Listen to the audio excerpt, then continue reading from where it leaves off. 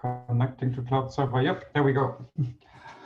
Okay, hello all. Welcome to the Open Humans community call on June 20th. And our agenda today has at least two topics, but people are welcome to introduce other ideas for topics as we do our go around in the beginning. And those two topics are, one is an update to quantified flu, where we have an update to the visualization that combines the activity tracking data with symptom tracking.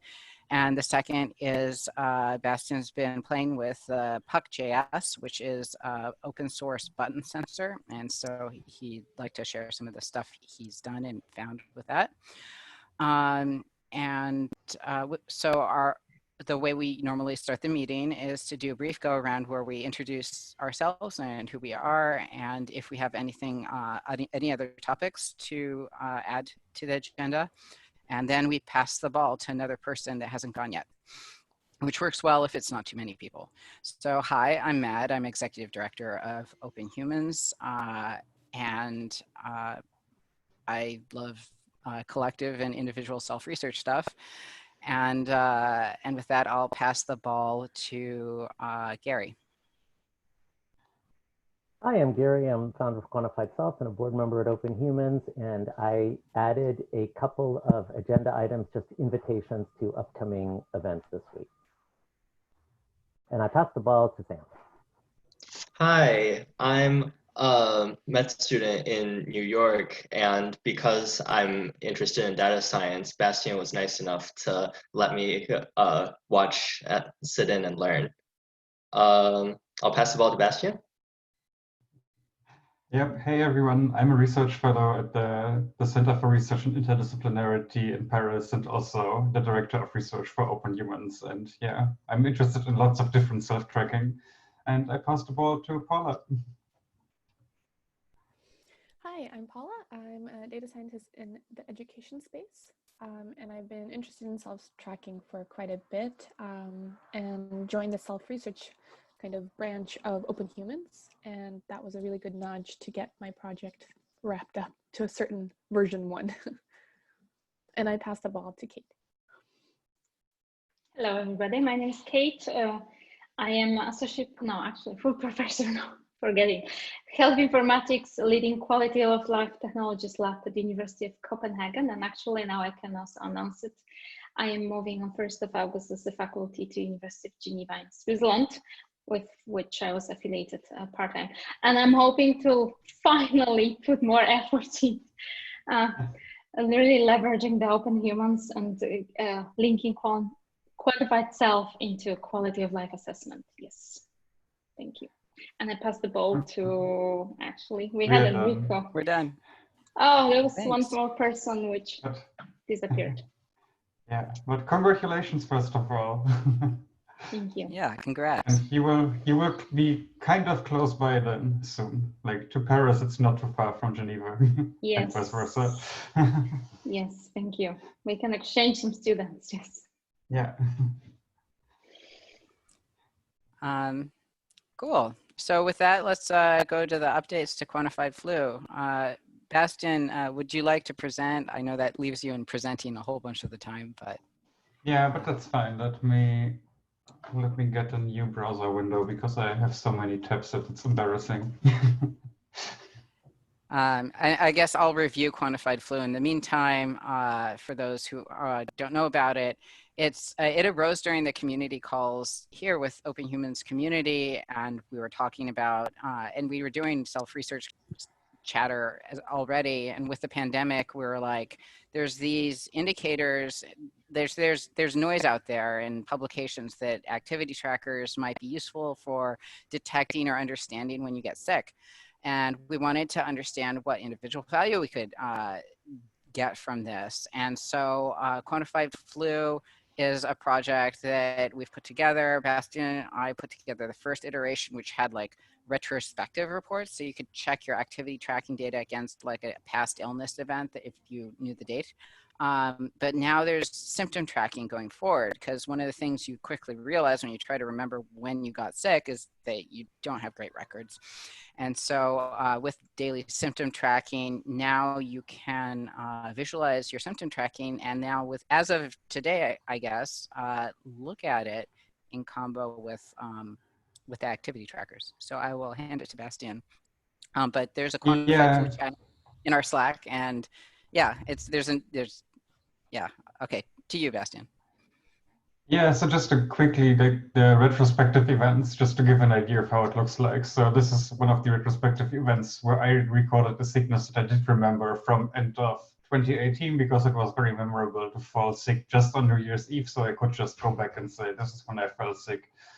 And it shows you the resting heart rate, or the heart rate while sleeping distribution, and the temperature. And you can see in this case how just before actually falling sick, there's like an increase in the heart rate overnight, and also in the body temperature, which you can nicely see. But so this has been there for a long while, but so far you could not do this for the ongoing symptom tracking. And this has changed now since about an hour and a half ago. Where you can now actually look at the past reports of your symptom reporting along with it. So for a while, we already had this nice heat map where you can see when you report your symptoms, and you can then see how high your symptoms were and which ones and so on. But now for the magic, if you scroll down, you actually get this very nice visualization of your, in this case, it's displaying the heart rate from 2 different devices that I wear even, and you can scroll along. And you can see in the darker gray, it's this, the first standard deviation from your mean heart rate, and the bit lighter gray is the second standard deviation, so you can even see how abnormal your heart rate or your temperature is.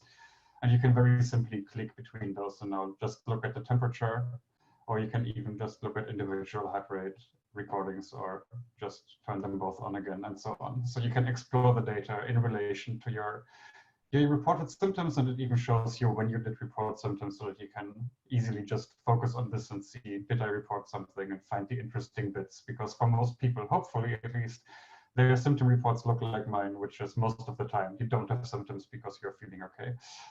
So you know which ones are not so interesting, and then you can compare and see, okay, I had like a headache, a bit of fatigue, and well, my resting heart rate increased a tiny bit, at least it left the first standard deviation. So you can easily explore the data now by just browsing around.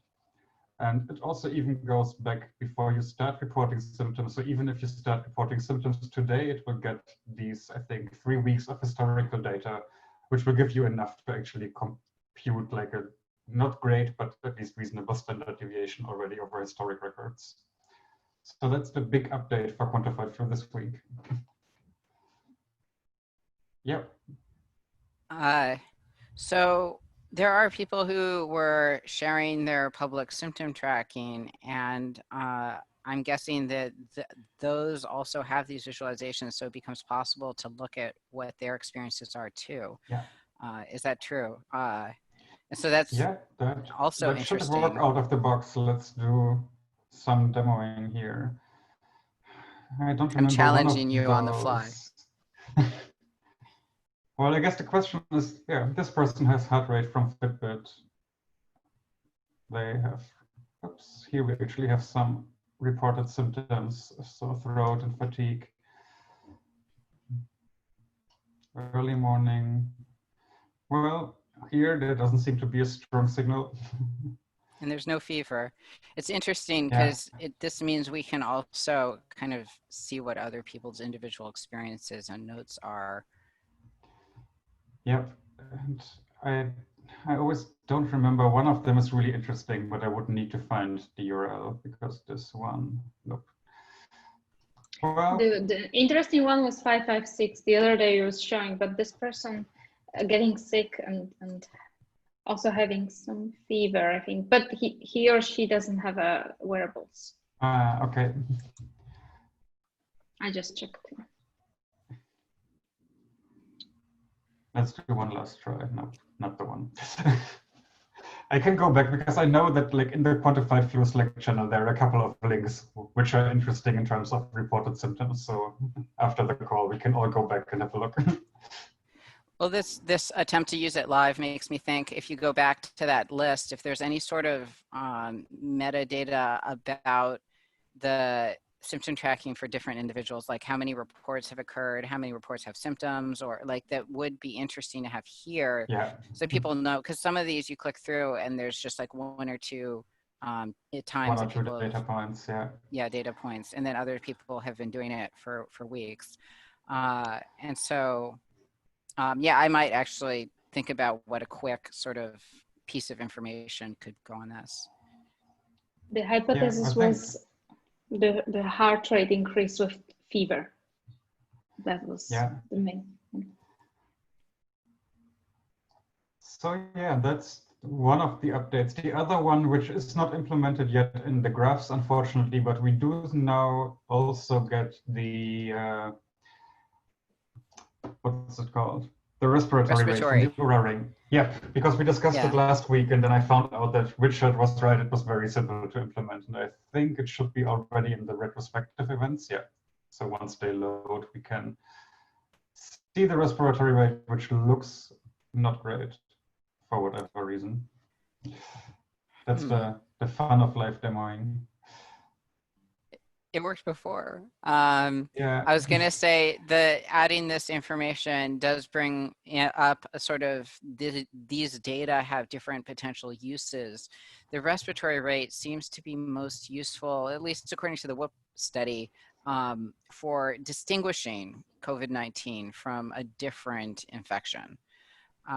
Whereas something like resting heart rate, so you wouldn't use it as like an anticipatory signal of like, I'm getting sick. Whereas something like resting heart rate might be something that anticipates that you might be coming down with it. And of course it's very noisy because there's so many other things. And we haven't thought much about how to communicate sort of the utility or the potential meaning of the data. And it's one of those balancing things, like, perhaps we have some responsibility to do that, and then how do we do so responsibly without sort of overselling? And I think I found out what the issue is for the retrospective events are never recalculated. I think that's why they're not turning up, but actually they turn already up in your symptom reports. I hope. Okay. Yep, there we go. Oh yeah, you did rerun it. We need to recalculate all the retrospective events, and then all Oura users will get a new graph. Okay. So yeah, it's interesting to think about like what sort of added information for like the meaning of respiratory, potential meaning of respiratory rate, and like what our responsibilities are there, and how do we communicate responsibly. And since this is a very community project, like opinions are very welcome here. Of course, one option is to just share the data and no explanation, and just enjoy that's the lowest liability approach, I guess. But that doesn't mean it's the most responsible. So maybe something that seems like an obvious approach would be to create, as kind of we're already doing naturally, Bastian mainly, some notebooks which are kind of, I'm not sure the word I'm looking for, not prototype notebooks, but kind of like demonstration notebooks, where we say this is the kind of meaning that's available from these signals. But it's very editorial in a sense, like that's a frame that's created by an individual rather than an open humans, like this is what we tell you your data means. It's like, okay, I made a notebook, and then in the explanatory text or in the processing itself, it kind of leads you to a conclusion, but it's clearly framed as somebody's idea. It's, I guess that would require someone loading the notebook. And if we link to a specific anecdote or, individual exploration, it does put a lot of weight on that as being like evidence. And it does seem to indicate that it would be nice to have some sort of like click to learn more but I think like one sentence plus a click to learn more, and then what is behind the click to learn more is open and an open question, I guess, that can change. I almost want to have like a wiki page that we're like, here's our consensus sort of set of links, and I like the consensus approach, because if there's anything that's too out there, somebody goes in there and fixes it. Yeah, that's maybe for like the general open humans features. I think we've been discussing wiki pages and how nice they would be to have like at many of these calls. So maybe. Yeah. And maybe if my time is back now, you know, I tested Django Wiki briefly. The main thing that I needed to do would be to put on like the CSS, the style stuff, or like get it in the open human style. But yeah, wiki pages are multi-purpose, and that's one thought. Yeah, I don't know. Would a wiki page sound ideal to others? It's, any other thoughts on this update, or these updates? Because there's a respiratory rate too. I'm sort of curious about another data point. When I'm feeling a little under the weather, depending on the severity of it, I'll take some sort of medications, maybe like Teraflu or like vitamin. I'm wondering if there's room sort of to understand if your heart rate decreases or increases or your temperature drops, it's because of the medication. As an extra data point. I'm not sure if it's too much data at that point. Just a thought. At some point, this turns into, at what point do we start increasing support and visibility for notebooks that combine the symptom tracking and activity data that Quantified Flu has with an additional potential explanatory factor that someone has? I remember Richard Sprague had noted that like eating more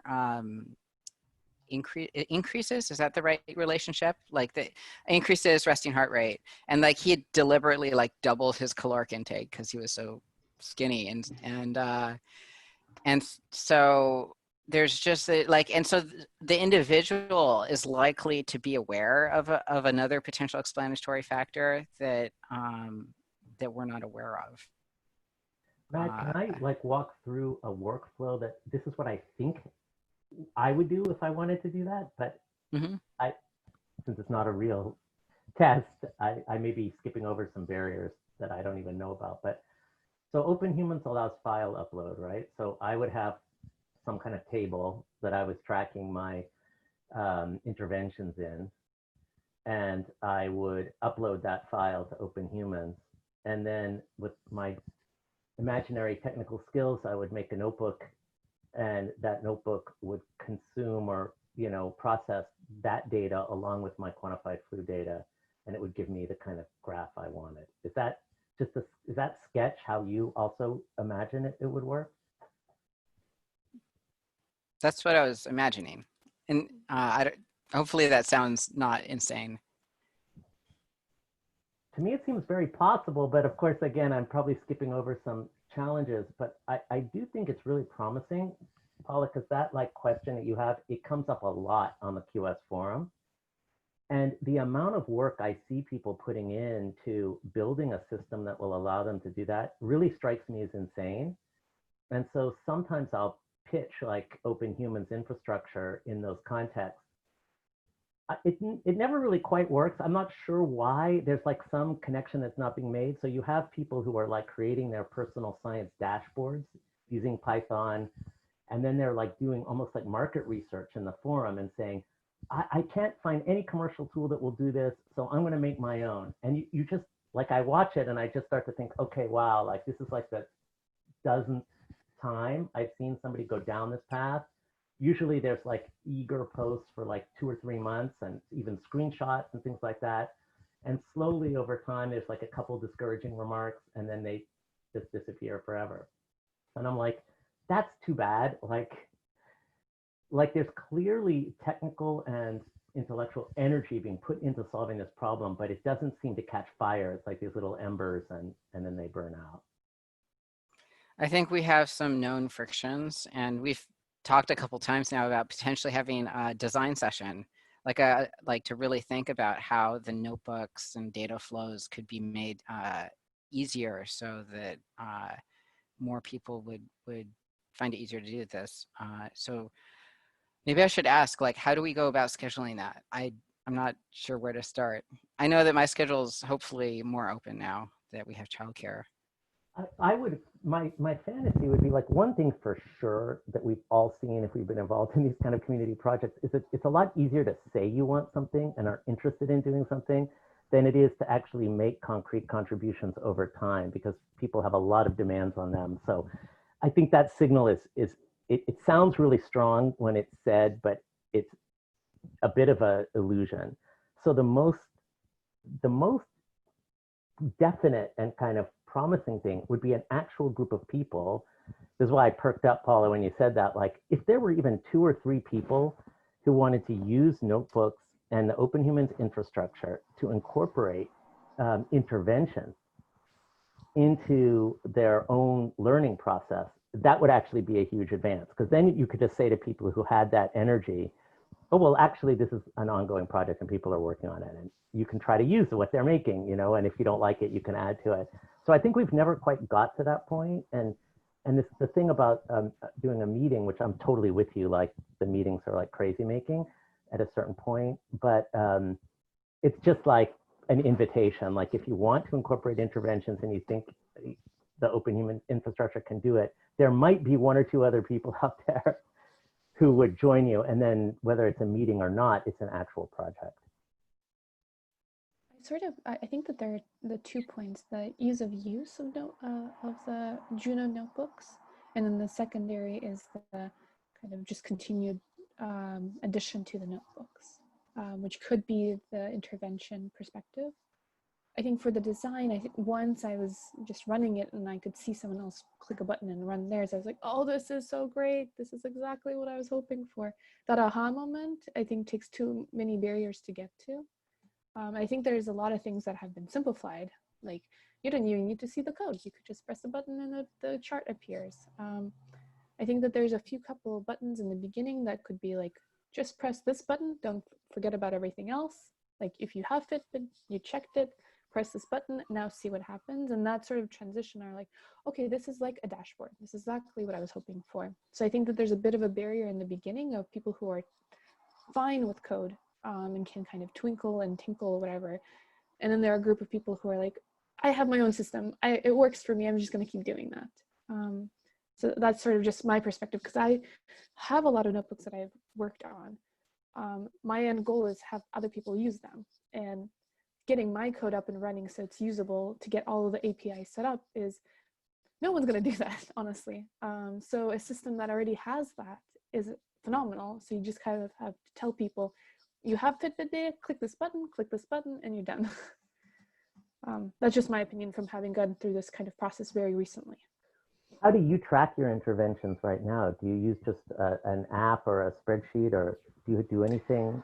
I use this app called a time logger, and I have migraine symptoms. So I will say either like a headache, pre-migraine, or migraine, and I can track how long. It's just a log. And then I'll add a medicine button where I'll add specifics, like I took sumatriptan or I took Tylenol or whatever it may be.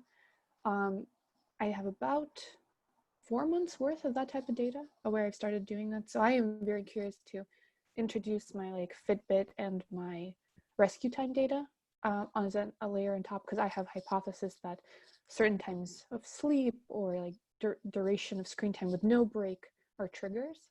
I'd like to validate that. So I do plan to make some sort of model eventually. But I can see how the notebooks, I'd love to have other people do the same thing. So I'm going to try to make it so it's flexible. Yeah. One thing is I've definitely seen work. It's like, if you have people have an idea of interventions that they're tracking, but they're all doing it in a slightly different way, of course, it becomes very complex at the start. And then there's this move that I've seen also people make where they want a general solution.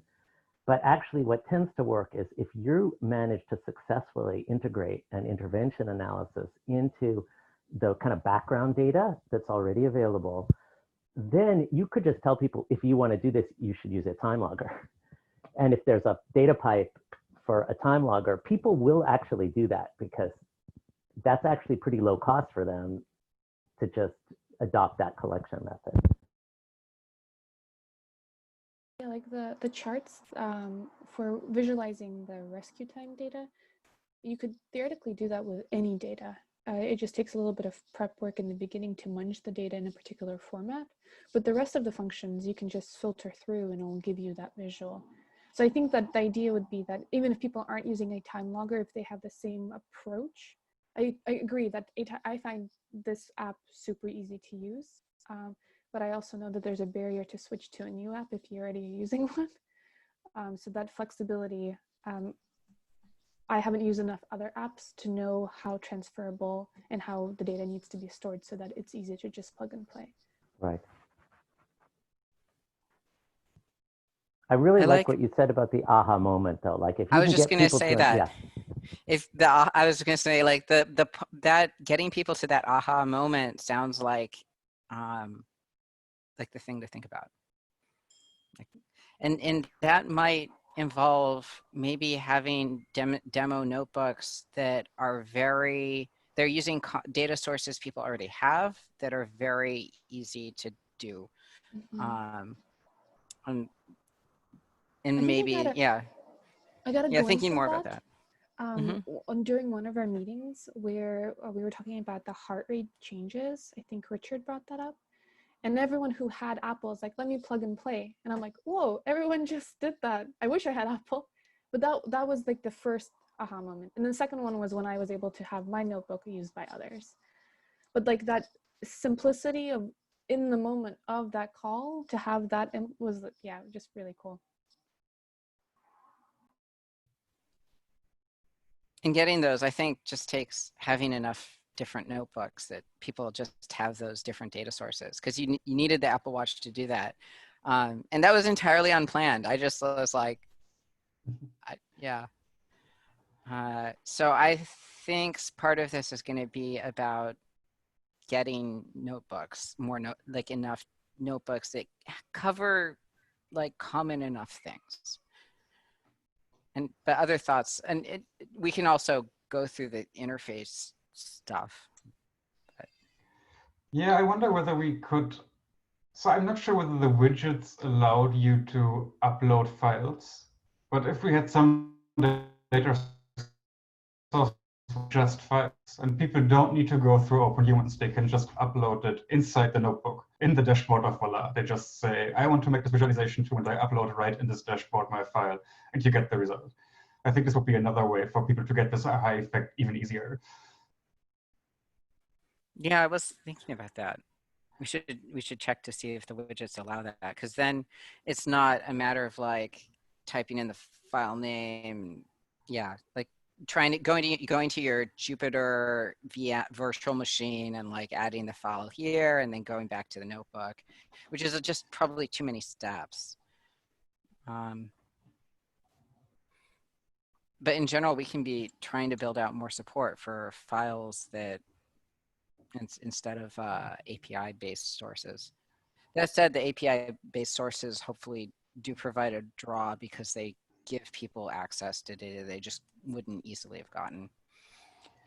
And I guess another thing we could do, I mean, we've discussed before a bit that we could run the whole thing in an iframe, the dashboards, and maybe we could actually like take it to a point where on the left hand of your browser, you have like, these are the data sources you need, and it tells you like, or gives you the button for uploading the files. And on the right hand side, you have the actual dashboard, so that you can do these two things on one page, basically. So you are not being redirected to like, let's go to like whatever other website first. I hadn't thought about, I mean, we talked about iframe, but I don't think I'd thought about like iframe plus like on that frame, it's managing like stuff you might need for that notebook.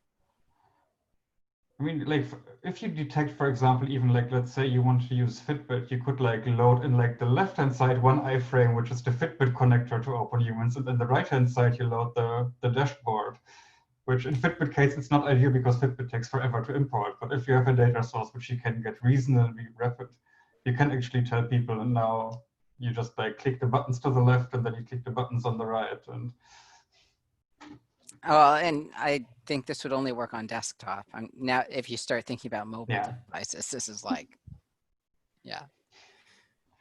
I have a comment with respect to getting this aha moment when everybody was pulling their heart rate from the Apple, right? And mine failed. I was like, I keep clicking, so it's something error. Never mind, I will come back to it. But I just wanted to say that the same can happen with a quantified self show and tell, right? That people present their data and it's like, would you like to do it yourself? Here, maybe you already have this particular data stream. You have to collect at least 1 week of, I don't know, this or that data in this particular format and do it yourself. So like sharing the link to Open Humans, in which you can do it yourself if you collect this additional data, or maybe you have already data available. So what I actually wanted to do on Thursday is actually to kind of, and Gary will tell us how many talks we have, and I would love to like make a design space of what are the existing data sources and what people track, because I actually have already some other publication about this, and one of my students was like, this is so cool, I have not thought about this, right? So it's really inspiring, right, to see that somebody did something, and maybe there are some data sources which we do have as it was previously. So that would be cool to see what other things people are tracking. Yeah. Okay, let's follow up on that for sure. Like, we have this joggle call at 11, so it's going to be kind of late there when I'm free today, but we could talk later or tomorrow or about Thursday. Together? Yeah, because you're saying maybe to present on Thursday, right? Oh no, Okay. I would rather think like I will listen in on Thursday and make every talk, like, I don't know, I will do some kind of categorization of what are the data sources people are using, and what's hot, right? What's hot, what's new, what's you know, there was a time when everybody was having Fitbits, right, and or everybody was having basic steps.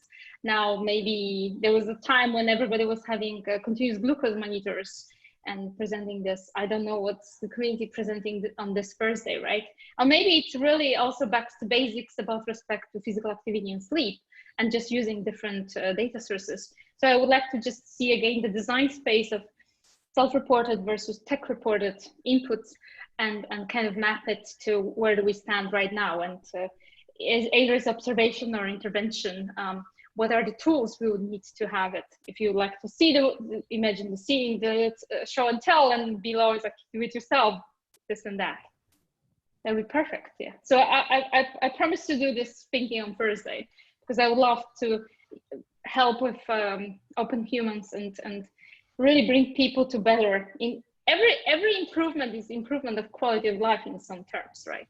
I feel, I think, yes. So the reminder about the joggle call, though, reminds me to keep our agenda moving.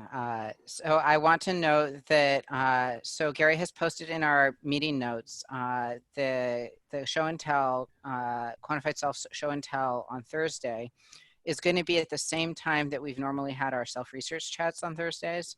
So if nobody's here, I'm going to go join and watch the show and tell. And so if everyone just kind of collectively agrees to do that, then I will be happily doing that as well. So I posted this in Slack, and I'm saying it here in case there's people here that would have joined Thursday. And I still tentatively intend to kind of be there at least for 5 minutes to just check if anybody's showing up. Yeah, I was about to say, I think the easiest is if you can show up for 5 minutes. The people that didn't get the memo, you give them the new Zoom link to the quantified self meetup, and then. Right. So that was my tentative plan, to not completely not show up, but to show up and then kind of tell people that maybe we're doing something different this Thursday. And we also have the joggle meeting in 20 minutes, which is going to cover quantified flu to an audience that is a new audience associated with joggle stands for Just One Giant Lab, and they bring together a lot of sort of open COVID-19 efforts. And so the other item on our agenda was the puck JS button sensor, and Bastian's been playing with it and wanted to share some of the stuff that he was finding. I guess my framing for this would be to say that It is a button, and so this is related to stuff Gary's spoken about with Jacob and Thomas's work on the one button tracker. A button just can be used in a lot of different ways to track stuff from like, gosh, like sneezing, or Gary was tracking bites, and Gary and Stephen were talking about like compiling a list of different things you could use a one button for. Gary, maybe you want to say a little about what somebody can use one button for. It's basically for active tracking. And one way to think about it relates to what Paula was talking about before is background and foreground. So we have this kind of background, there's many different framings and they have slightly different implications, but you have data that is kind of available to you, whether it's data exhaust or wearable data or stuff that's feeding into your system. And then you have active tracking, which is what is the thing that you really care about most. You're trying to focus your attention on. It's maybe a not very well-defined phenomenon, so there's work that you have to kind of do to define it. And the one button tracker is just a simple way to make a timestamp on an observation. And it's generic, but then that means it's very flexible. So I've actually had an amazing time the last week tracking every bite of food that I take, and had 4 straight days of failure in which there was a huge lesson for me, which was that I don't know when I'm taking a bite because I'm always eating when I'm doing other things.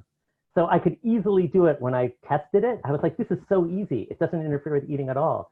But I forgot that I'm like reading email and like answering questions from the household and eating at the same time, at which point this completely fails. And then I discovered something called mindful eating, which is where people have found this problem before, and they try to set aside a time where they just, even if it's a short time, where they only eat and they know that they're eating. So actually it's been really interesting. And today is another attempt. I've tried 5 days in a row. It worked at my first meal. So we'll see if I can get 1 day of data like this. And so that device is not really available to be purchased. And so the Puck.js is an open hardware, device that that's related to, it's similar to the Bangle, but it's just a button. And I'm going to let Bastian say more about all the features it has. Yeah, so this is the actual hardware device. So it's this little board that has like a lot of different sensors on it, and you can just put it into like a little casing, and whoops. And now it looks like a button, and you can actually press it. And I think if I actually accidentally did, yes, my light turns off because I actually like made smart lighting with it at home. But so you can program it pretty easily using JavaScript. So you can just set it up to use the different sensors, which are accelerometers, gyroscopes, the temperature sensor, and it tracks the button presses. So that's like the whole sensor array on it. So you hiccuped a little there when talking about the sensors. Maybe you could say it again. So yeah, the audio. It's the gyroscope, accelerometer, magnetometer, light, temperature, and of course, if you press the button or not. And also, of course, as it's a Bluetooth device, you can like measure Bluetooth signal strength of other devices and stuff. But the most simple case, like relating to the one button, is like using it just as a button. And let me like start the screen sharing again, which is, oops, that's just the console of like, yeah, that's how you basically program it. You can just like write the stuff here and send it over with this button to the Puck.js. And now your Puck has a new functionality. And I made a little website which hides all of this and allows you to program the button by just pressing a single button, basically, to turn it into a one button tracker. So if you go to install connect, it will look for the devices. And I think the one in my hand is this one. So now it synchronizes to it, sends the one button code to it. And once it's done, you can use it as a one button tracker. So now actually, if I press it, it turns on the light after a while. It tells you have the button pressed. If you let go, the light turns off. And now I've recorded my first one button press, despite the button until 30 seconds ago controlling my lights at home. My God, I saw Mad's comments on this and how her mind was blown, and now my mind is blown because I haven't seen it yet. That was amazing. So, yeah, that you just installed, so you just you installed your program on it. Yeah. That's and this is running on a static website. So there is like no server behind it. It's a GitHub page, which you just, by making a Git repository with the code, that's all you need. Wow.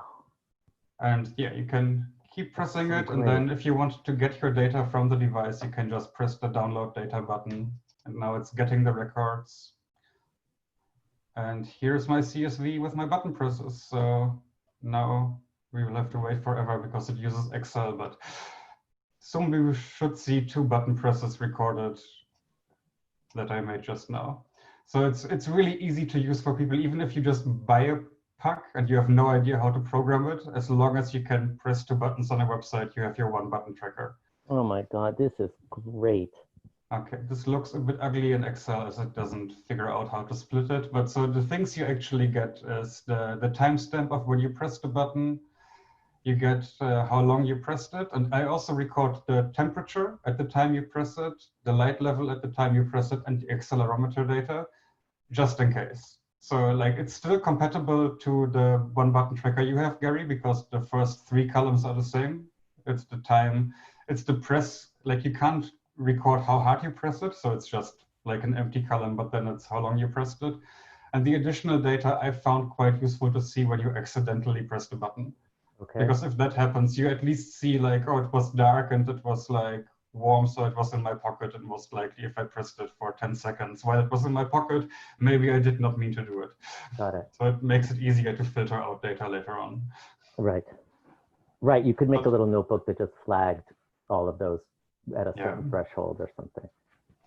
That's why I thought, like, as we have the additional sensor data, why not put it in? It's okay. So, is there a way to control how hard you press the button and whether that actually records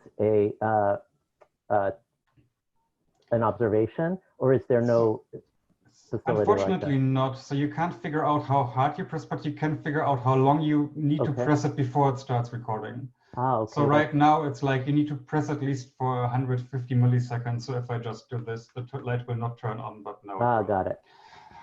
So there's at least some control, and this can be fine-tuned. I just using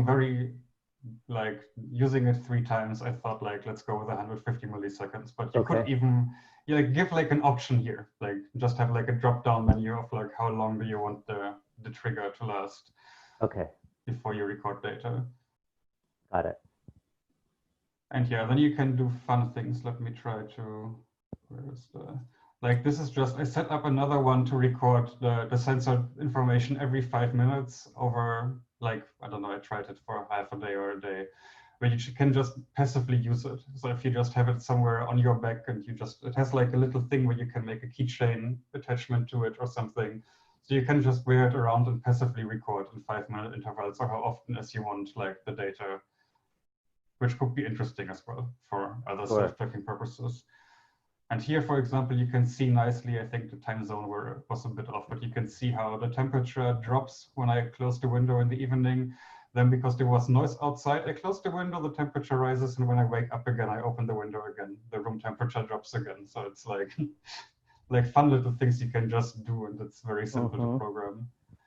And I know Matt has heard me at least chat about it like yesterday evening, like crazy, how impressed I was with the whole documentation of it. So I would say I speak virtually no JavaScript, but even I figured out how to do all of this, and now even figured out how to make like a synchronization server on my Raspberry Pi to automatically download the data, which is like, it's not for like the simple use case, but if you want to record a lot of data, now it figures out when the puck is close to my Raspberry Pi and downloads the data and frees the storage on the device. And this was like 1 evening of work, despite not really knowing what I'm doing.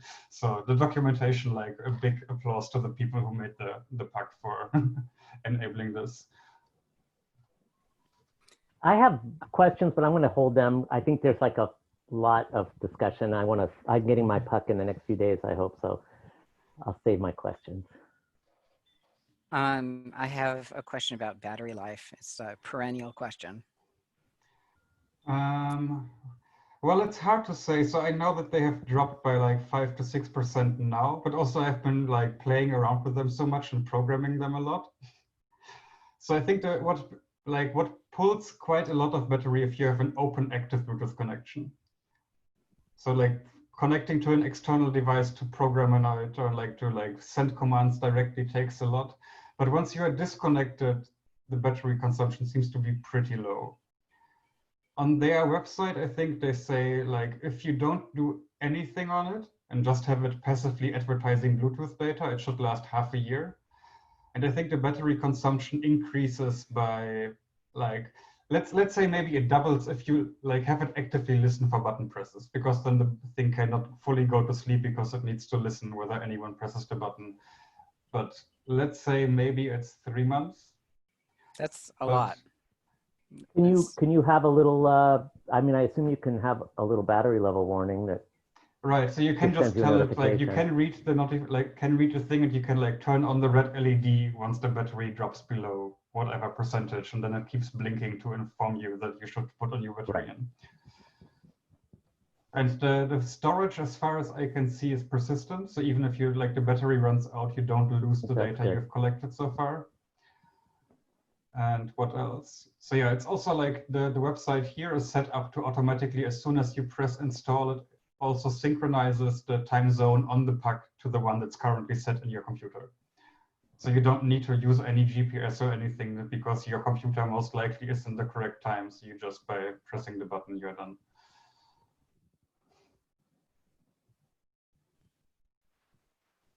And synchronized to a phone.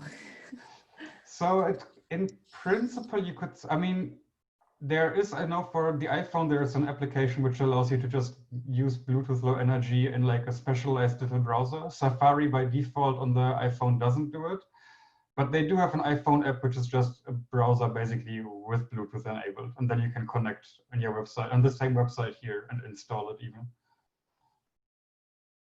The automatic synchronization would probably require a phone application running on your phone to listen for the packages and do it. But in principle, yes, I mean, I'm even worse iOS developer than I'm a JavaScript developer. So I could figure out how to run it on the Raspberry Pi and automatically synchronize the passive data collection, which I did yesterday. So it's definitely possible, because you can just like advertise passively over Bluetooth how long you haven't synchronized, and if the threshold is met, you actually connect to the device fully, download the data, wipe the old one, and reset the counter. And that's basically all you need to do. I think one of the distinctions is like mobile app development cycle is much more difficult versus editing JavaScript that runs client side on a web page, and then and so the development cycle. And so I think that's why it's really more focused on this browser-based stuff. Yeah, I mean, I can just, where's the somewhere there should be the connection that I wrote down here. I mean, literally the whole code running on the little thing itself is just this up here. Like, these few lines make it into the one button tracker. And then there's just some functions for downloading the data, and then you're done. Like, all of the rest down here is just for making the website work, but even that's not a lot of code. And it's even understandable for me. That's so yeah, there's like a lot of potential in just using this, especially as like they're, well, I wouldn't say super cheap, but you can buy them for, I think it's £30. Yeah, I start to wonder also about like the Bluetooth aspects. We've had some discussions about using Bluetooth to kind of detect or advertise locations and detect where people are. And these things are they 24 pounds each, which is, they're not very expensive. But thinking about how they can interact over Bluetooth to create more complicated things. Of course, it can be used in a very simple way, but it's a lot of interesting thoughts there. Oh, I see Quok asked in the chat, what happens after the 3 months? It's a replaceable CR20 whatever battery in the back. So you can get for 20 cents a new battery basically and put it in.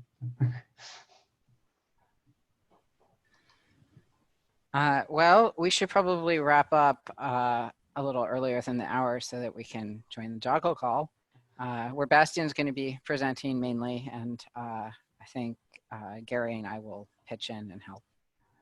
Can I add something about the notebook dashboard conversation?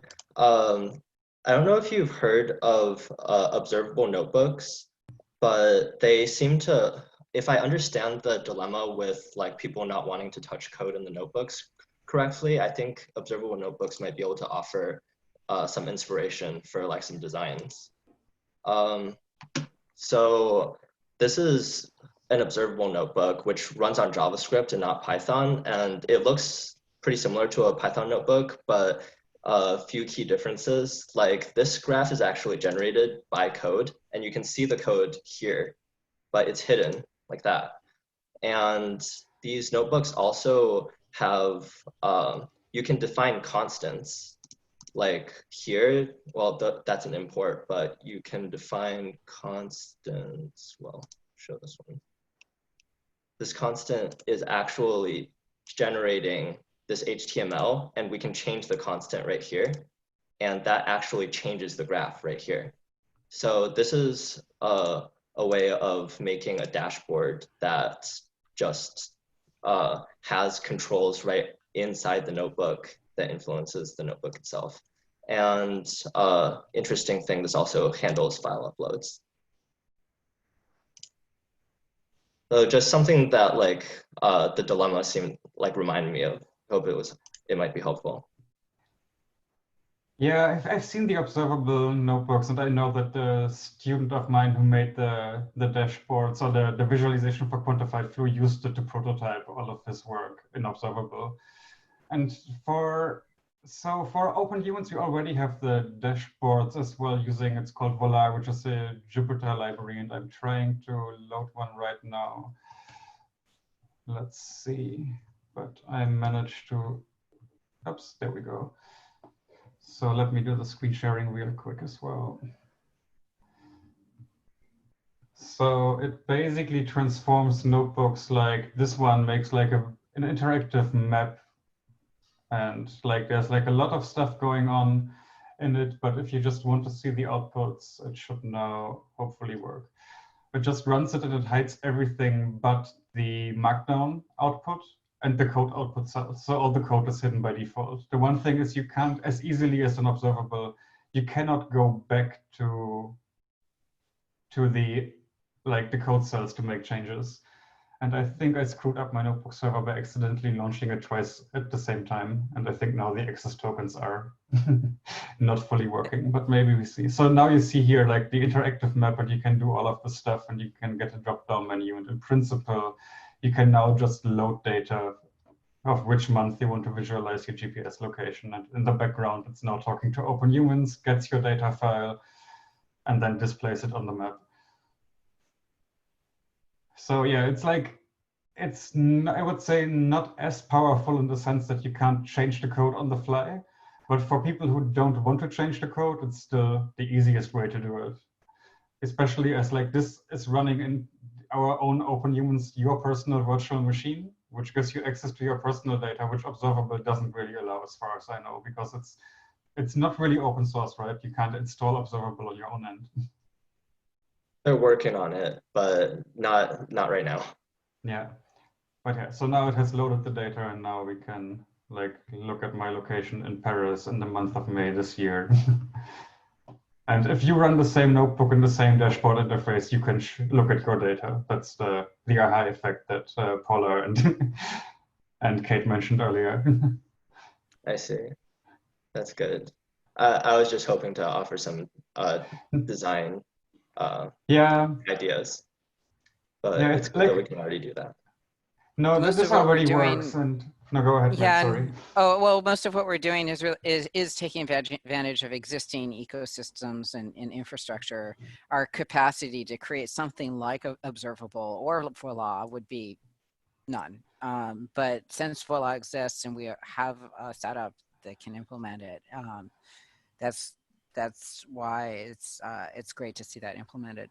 If Observable had that open source sort of thing, we could run it ourselves. That would also like be the sort of thing to think about. But yeah, to be Yeah. aware that like the design stuff is within the limitations of building and using existing ecosystems and tools.